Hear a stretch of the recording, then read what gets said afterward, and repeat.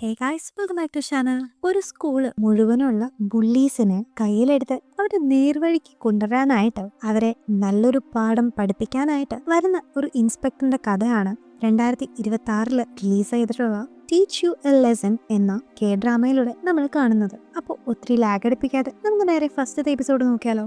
അങ്ങനെ ഈ ഒരു ഡ്രാമയുടെ തുടക്കത്തിൽ തന്നെ നമ്മളെ മിന്നെന്ന ഒരു പയ്യനെ കാണിക്കുന്നുണ്ട്. അവനാകട്ടെ ഇപ്പൊ രാവിലെ എഴുന്നേറ്റ് ഇന്നും സ്കൂളിൽ പോകണല്ലോ എന്ന് ആലോചിച്ച് വളരെ വിഷമത്തില് തനിക്ക് എന്തെങ്കിലും ഒരു ആക്സിഡന്റ് പറ്റിയാൽ മതിയായിരുന്നു, താനൊരു കോമയിലേക്ക് പോയിട്ട് പിന്നീട് ഗ്രാജുവേഷൻ കഴിഞ്ഞ് എണീറ്റാൽ മതിയായിരുന്നു എന്നും അതുവരെ ക്ലാസ്സിലേക്ക് പോവാണ്ട് ഗ്രാജുവേറ്റ് ആവാനായിട്ടുള്ള എന്തെങ്കിലും ഒരു വഴി ഉണ്ടാവോ എന്നൊക്കെ പ്രാർത്ഥിച്ച് അവൻ അങ്ങനെ സ്കൂളിലേക്ക് എത്തുമ്പോഴാണ് ഇപ്പതാ സ്കൂളിന്റെ മുകളിൽ നിന്ന് സൂക്ക് എന്നൊരു പയ്യൻ താഴേക്ക് ചാടി ആത്മഹത്യ ചെയ്യുന്നത്. ആക്ച്വലി ഈ സൂക്കാകട്ടെ നമ്മുടെ മിന്നിന്റെ ഒരു ക്ലാസ്മേറ്റ് തന്നെയായിരുന്നു. മാത്രമല്ല ഇവരുടെ ക്ലാസ്സിലാകട്ടെ വളരെ ക്രൂവലായ ഒരു ഇത്തിരി പോലും മനുഷ്യപ്പറ്റില്ലാത്ത ഒരു കൂട്ടം ബോയ്സ് ഉണ്ടായിരുന്നു. അവരാകട്ടെ ആ ഒരു എല്ലാ ക്ലാസ്സിലെ കുട്ടികളുടെ മുമ്പിൽ വെച്ചിട്ട് സൂക്കിനെ അപമാനിക്കുകയും അവനെ വളരെ ഇൻസൾട്ട് ചെയ്ത് സംസാരിച്ച് അവനെ ഉപദ്രവിച്ച് അറ്റാക്ക് ചെയ്തിട്ട് മാക്സിമം അവനെ വിഷമപ്പെടുത്തി ആ ഒരു സങ്കടവും വിഷമവും ഒന്നും താങ്ങാൻ പറ്റാണ്ടാണ് ഇപ്പോൾ ആ ഒരു സൂക്ക് സൂയിസൈഡ് ചെയ്തിരിക്കുന്നത്. ഇതുകൊണ്ട് തന്നെയാണ് മിന്നും ഈ ഒരു ക്ലാസ്സിലേക്ക് വരാനായിട്ട് നേരത്തെ മടിച്ചിട്ടുണ്ടായിരുന്നത്. ആക്ച്വലി ആ ബുള്ളീസിന്റെ ആദ്യത്തെ ടാർഗറ്റ് നമ്മുടെ മിന്ന് തന്നെ ആയിരുന്നെങ്കിലും ഒരു ദിവസം ഈ ബുള്ളീസ് എല്ലാരും കൂടി ഇവരുടെ ക്ലാസ് ടീച്ചറുടെ മേത്തേക്ക് തന്നെ കയറുമ്പോൾ ഒരു നല്ല കുട്ടിയായിരുന്ന സൂക്ക് അതിന് ചോദ്യം ചെയ്യുകയും അതിൽ യാൻ എന്ന് പറഞ്ഞ ഈ ഒരു ബുള്ളീസിന്റെ തന്നെ ലീഡറിനെ അവനെ അടിക്കുകയും ചെയ്യുന്നുണ്ടായിരുന്നു. സോ അതുകൊണ്ട് തന്നെ ഇപ്പോൾ ആ ഒരു ബുള്ളീസിന്റെ അടുത്ത ടാർഗറ്റ് സൂക്കാവുകയും മിന്ന് തൽക്കാലത്തേക്ക് ഒന്ന് രക്ഷപ്പെടുകയും ചെയ്തിട്ടുണ്ടായിരുന്നു. പക്ഷെ അങ്ങനെ ഇരിക്കുമ്പോഴാണ് ഇപ്പതാ ഇതൊന്നും താങ്ങാൻ പറ്റാണ്ട് സൂക്ക് സൂയിസൈഡ് ചെയ്യുന്നത്. നമ്മുടെ മിന്നിനാകട്ടെ ഈ ഒരു പറഞ്ഞ ബുള്ളീസ് അവൻ ഇത്രമാത്രം ഉപദ്രവിക്കുന്ന കാര്യമൊന്നും അവന്റെ ടീച്ചേഴ്സിന്റെ അടുത്തോ പോലീസുകാരുടെ അടുത്ത് പോലും പറയാനായിട്ട് പറ്റുന്നുണ്ടായിരുന്നില്ല. കാരണം ആ ഒരു ബുള്ളീസിന്റെ ലീഡർ ആയിട്ടുള്ള ഇയാൻ എന്ന് പറഞ്ഞ അവന്റെ അച്ഛൻ വലിയൊരു പണക്കാരനും ഒപ്പം ഒരു പൊളിറ്റീഷ്യനും ആയിരുന്നു. അതുകൊണ്ട് തന്നെ ഈ സൂക്ക് മരിച്ച കേസ് തന്നെ ക്ലോസ് ആയിന്ന് മാത്രമല്ല അവന്റെ മരണത്തോടെ അവരുടെ അടുത്ത ടാർഗറ്റ് വീണ്ടും മിന്നിലേക്ക് തന്നെ തിരിഞ്ഞു പോയിട്ടുണ്ടായിരുന്നു. അങ്ങനെ ഈ ബുള്ളീസ് കാരണമുള്ള സൂക്കിന്റെ ആ ഒരു മരണവും താൻ മരിക്കുന്നത് വരെ അവർ തന്നെ ഇങ്ങനെ ഉപദ്രവിച്ചുകൊണ്ടിരിക്കുമെന്നും പോലീസിനോ ടീച്ചേഴ്സിനോ ഇതിലൊന്നും തന്നെ ചെയ്യാൻ പറ്റില്ലെന്നും മനസ്സിലാക്കുന്ന അവനിപ്പോ പെട്ടെന്ന് ആ ഒരു ബിൽഡിങ്ങിന്റെ മുകളിൽ നിന്ന് സൂക്ക് ചാടിയ പോലെ തന്നെ എടുത്ത് ചാടാനായിട്ട് നോക്കുന്നുണ്ടെങ്കിലും ഉള്ളിലെ പേടിയുള്ള അവൻ പെട്ടെന്ന് തന്നെ അത് നിന്ന് പിന്മാറുന്നുണ്ട്. അങ്ങനെ തിരിച്ച് ക്ലാസ്സിലേക്ക് എത്തുന്ന അവനെ ആ ഒരു ബുള്ളീസിൽ ഒരാൾ വീണ്ടും ഒരു കാരണമില്ലാണ്ട് ഉപദ്രവിക്കാനായിട്ട് തുടങ്ങുമ്പോൾ പെട്ടെന്നപ്പോ ഒരു ബ്ലാക്ക് കോട്ടും സ്യൂട്ടൊക്കെ ഇട്ട ഒരാള് അവിടേക്ക് എത്തിയിട്ട് ആ ബുള്ളി ചെയ്തുകൊണ്ടിരുന്ന അവനിട്ട് 2 കൊടുക്കുന്നുണ്ട്. അതും അവനവന്റെ ജീവിതത്തിൽ കാണാത്ത മാതിരി അത്രയും നല്ലൊരു ഫൈറ്റ് തന്നെ ഇപ്പൊ അവനിട്ട് കിട്ടിയിരിക്കുകയാണ്. അങ്ങനെ ഇത് കാണുന്ന ഇവരുടെയൊക്കെ ലീഡർ ആയിട്ടുള്ള യാനിപ്പോ വേഗം തന്നെ അങ്ങോട്ടേക്ക് എത്തുകയും നിങ്ങൾ ആരാണെന്നും നിങ്ങൾ ഒരു ടീച്ചർ ആണെങ്കിൽ പോലും നിങ്ങൾക്ക് ഈ ഒരു സ്റ്റുഡന്റിനെ ഇങ്ങനെ തല്ലാനായിട്ട് പറ്റില്ലെന്നൊക്കെ പറഞ്ഞ് അവിടെ നിൽക്കുന്ന സ്റ്റുഡൻസിനോട് ഇവന് വീഡിയോ ഒക്കെ എടുക്കാനായിട്ട് പറയുന്നുണ്ടെങ്കിലും ഇത് കേൾക്കുന്ന ആ ഒരു മനുഷ്യന് ഒട്ടും തന്നെ കുലുക്കില്ലെന്ന് മാത്രമല്ല അവനെ തന്നെ ഇൻട്രൊഡ്യൂസ് ചെയ്തിട്ട് അവൻ ഈ അടുത്ത് പുതിയതായിട്ട് എക്സ്റ്റാബ്ലിഷ് ചെയ്ത ERPB, അതായത് എഡ്യൂക്കേഷണൽ റൈറ്റ്സ് പ്രൊട്ടക്ഷൻ ബ്യൂറോ എന്ന ഒരു ഓർഗനൈസേഷന്റെ ടീമാണെന്നും കൊറിയയില് ഇപ്പൊ തന്നെ നിലവിൽ വന്നിരിക്കുന്ന ഈ ഒരു ഓർഗനൈസേഷൻസ് ബുള്ളീഡ് ആകുന്ന എല്ലാ കുട്ടികളെയും പ്രൊട്ടക്ട് ചെയ്യുന്നവരാണെന്നും ബുള്ളി ചെയ്യുന്നവർക്കെതിരെ കർശനമായിട്ടുള്ള നടപടികൾ അവർ സ്വീകരിക്കുന്നു. അങ്ങനെയുള്ള പിള്ളേരെ ഒരു പാഠം പഠിപ്പിക്കുന്നതിനായിട്ട് ഏതൊരറ്റം വരെ പോവാനായിട്ടും തങ്ങൾ തയ്യാറാണെന്നും അതിന് അവരെ അടിച്ചോ തല്ലിയോ പേടിപ്പിച്ചോ ഏതു വിധേനയോ അവരെ നല്ല പാഠം പഠിപ്പിക്കാനായിട്ട് ഗവൺമെന്റ് തങ്ങൾക്ക് അധികാരം നൽകിയിരിക്കുന്ന കാര്യം അവനിപ്പോ അവരുടെ അടുത്ത് പറയുമ്പോൾ ടീച്ചേഴ്സ് അടക്കം അവിടെ ഉണ്ടായിരുന്ന എല്ലാവരും വളരെയധികം ഷോക്ക്ഡ് ആയിട്ട് ഇവന് എന്താണ് ഈ പറയുന്നതെന്ന് മനസ്സിലാവാണ്ട് നിൽക്കുന്നുണ്ട്. ശേഷം ആ ഒരു സ്കൂളിലെ പ്രിൻസിപ്പൾ അവനെ വിളിച്ചിട്ട് അവന്റെ പ്ലാൻ ഒന്നും തന്നെ ഈ ഒരു സ്കൂളിൽ വർക്ക്ഔട്ട് ചെയ്യാൻ പോകുന്നില്ലെന്നും കാരണം ഈ ഒരു സ്കൂളിൽ പൊളിറ്റീഷ്യൻസ് ആയിട്ടുള്ള ആൾക്കാരുടെ മക്കളൊക്കെ പഠിക്കുന്നതാണെന്നും ഇതവരുടെ സ്കൂളിന് ഒരു ചീത്തപ്പേര് വരാനായിട്ട് അവർ സമ്മതിക്കില്ലെന്നും പ്രിൻസിപ്പൾ പറയുന്നുണ്ടെങ്കിലും ആ ഒരു സ്കൂളിൽ വെച്ച് മരണപ്പെട്ട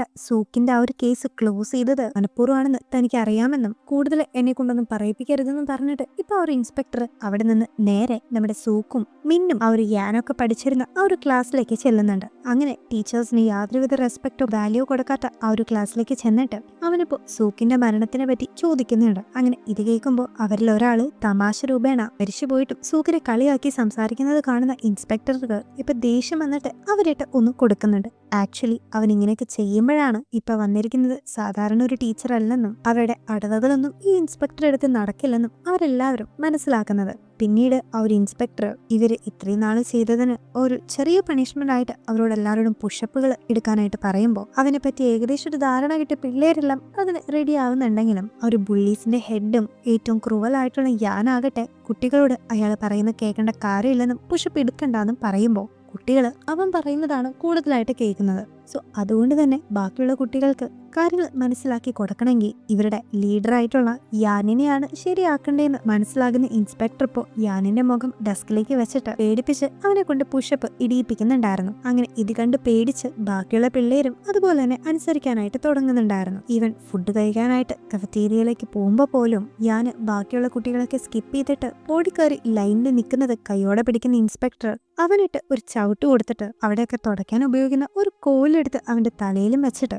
മര്യാദക്കാണെങ്കിൽ ഞാനും മര്യാദക്കെന്ന് പറഞ്ഞിട്ട് അവനിപ്പോ ഭീഷണിപ്പെടുത്തുന്നുണ്ട്. മാത്രമല്ല ഇത്രയും നാള് രാജാവായി നടന്ന ആ ഒരു സ്കൂളിൽ ഇപ്പൊ അവൻ ഒന്നും ഇല്ലാണ്ടാവുന്നത് അവന് വളരെ ഇൻസൾട്ടിംഗ് ആയിട്ട് ഫീൽ ചെയ്യുകയും ചെയ്യുന്നുണ്ട്. പക്ഷെ ഈ ദേഷ്യമൊക്കെ ഇപ്പോഴും അവൻ തീർക്കുന്നത് പാവം മിനിനെ പോലെയുള്ള കുട്ടികളുടെ മേത്തായിരുന്നു. അങ്ങനെ ഈ ഒരു കാര്യം കൂടി അറിയുന്ന ഇൻസ്പെക്ടർ ഇപ്പോൾ നേരെ ഈ ഒരു യാനിന്റെ വീട്ടിൽ ചെന്നിട്ട് അവന്റെ വലിയ റിച്ച് ആയിട്ടുള്ള പൊളിറ്റീഷ്യനായിട്ടുള്ള അച്ഛനെ കണ്ടിട്ട് തന്റെ മകന്റെ കയ്യിലിരിപ്പൊക്കെ ഇങ്ങനെയാണെന്നും നിങ്ങൾക്ക് അവന് പറഞ്ഞു കൊടുക്കാൻ പറ്റാത്ത കുറെ കാര്യങ്ങൾ ഞാൻ അവനെ പഠിപ്പിച്ചു കൊടുക്കാമെന്നും പറഞ്ഞിട്ട് ഇപ്പോ അയാളുടെ മുമ്പിൽ വെച്ച് തന്നെ ഇൻസ്പെക്ടർ യാനിനെയും പിടിച്ചുകൊണ്ട് നേരെ സ്കൂളിലേക്ക് കൊണ്ടുവന്ന് അവിടുത്തെ ബാത്റൂം ഒക്കെ അവനെ കൊണ്ട് കഴുകിപ്പിക്കുന്നുണ്ട്. അങ്ങനെ ഇപ്പൊ യാനിനിട്ട് നല്ല എട്ടിന്റെ പണി കൊടുക്കുന്നു എന്ന് മാത്രമല്ല ഇത്രയും വേദനകൾ അനുഭവിക്കുന്ന മിന്നിനെ ചെന്ന് കാണുന്ന ഈ ഒരു ഇൻസ്പെക്ടർ ആകട്ടെ അവന്റെ അടുത്ത് സമാധാനപരമായിട്ട് സംസാരിക്കുകയും അവനെ ഒന്നുകൂടി ബോൾഡായിട്ട് എടുക്കുന്നതിന് വേണ്ടി അവനെ ട്രെയിൻ ചെയ്യിപ്പിക്കാനാണ് ഇൻസ്പെക്ടർ തുടങ്ങുന്നുണ്ടായിരുന്നു.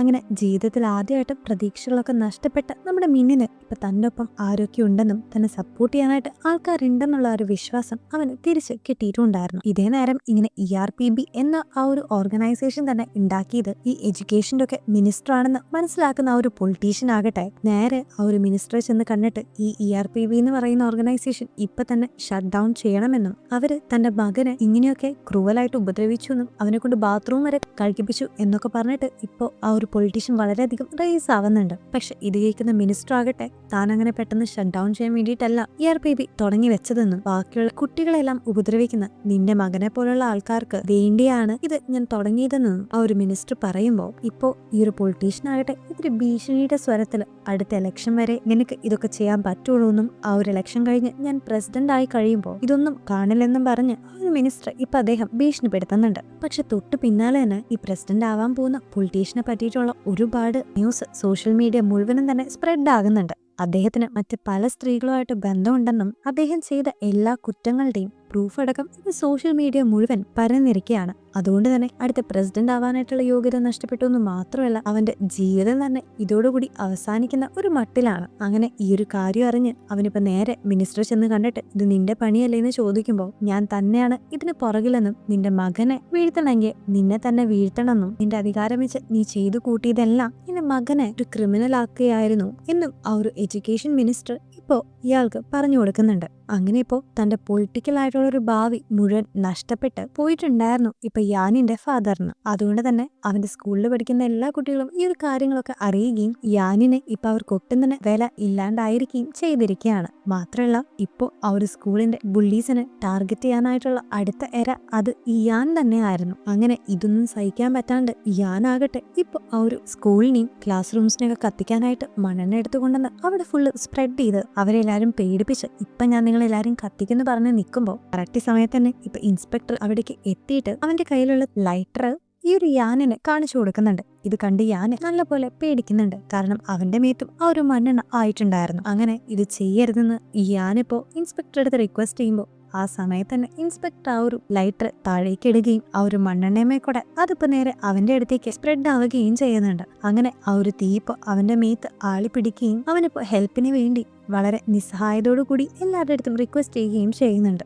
ആ നേരം തന്നെ ഇൻസ്പെക്ടർ ഒരു ഫയർ എക്സ്റ്റിംഗ്വിഷർ എടുത്തുകൊണ്ട് വന്നിട്ട് ആ ഒരു തീ കെടുത്തി കളയുകയും ചെയ്യുന്നുണ്ട്. കാരണം ഇത്ര നാളും അവൻ ചെയ്ത ക്രൂരതകൾ കൊണ്ട് സൂക്കും മിന്നിയും പോലെയുള്ള പാവം നിഷ്കളങ്കരായിട്ടുള്ള കുട്ടികൾ അനുഭവിച്ച വേദനയും ആ ഒരു ഭയവും പേടിയും ഒക്കെ അവനിലും തോന്നിപ്പിക്കുന്നതിന് വേണ്ടിയിട്ടാണ് ഇൻസ്പെക്ടർ ഇപ്പൊ ഇങ്ങനെ ഒരു കാര്യം ചെയ്തിരിക്കുന്നത്. മാത്രമല്ല സൂക്കിനെ പോലുള്ളൊരു പയ്യൻ മരിക്കാനായിട്ട് കാരണം അത് നീ തന്നെയാണെന്നും കഴിഞ്ഞ പ്രാവശ്യത്തെ പോലെ നിന്നെ രക്ഷിക്കാനായിട്ട് ഈ തവണ എന്റെ അച്ഛനോ പൊളിറ്റിക്കലായിട്ടൊരു ഭാവിയോ ഒന്നും തന്നെ ഇല്ലെന്നും നീ ചെയ്തു കൂട്ടിയിട്ടുള്ള എല്ലാ കാര്യങ്ങൾക്കും വേണ്ട പണിഷ്മെന്റ് അത് നീ തന്നെ അനുഭവിക്കണമെന്നും ഇതിൽ ഒക്കെ ഉപരി നീ കാരണം ഒരു കുട്ടി സൂയിസൈഡ് ചെയ്തു എന്നുള്ള ഒരു വലിയ റിഗ്രറ്റും പേര് വേണം ഇനി നീ നിന്റെ ജീവിതകാലം മുഴുവൻ ജീവിക്കാനെന്നും അതാണ് ഞാൻ നിങ്ങൾക്ക് തരുന്ന ഏറ്റവും വലിയ പണിഷ്മെന്റ് എന്നും പറഞ്ഞിട്ട് ഇപ്പൊ ആ ഒരു ഇൻസ്പെക്ടർ വളരെ കൂളായിട്ട് അവിടെ നിന്ന് നടന്നു പോകുന്നുണ്ട്. ശരിക്കും ഈ കാര്യങ്ങളൊക്കെ കാണുമ്പോഴാണ് താൻ ചെയ്ത ആ ഒരു തെറ്റുകളെ പറ്റിയെല്ലാം ഞാൻ മനസ്സിലാക്കി തന്നെ രക്ഷിക്കാനായിട്ട് ആരുമില്ലെന്ന് അവൻ മനസ്സിൽ ഉറപ്പിക്കുന്നത്. അപ്പോഴാണ് ഫ്ലാഷ് ബാക്കിൽ ഈ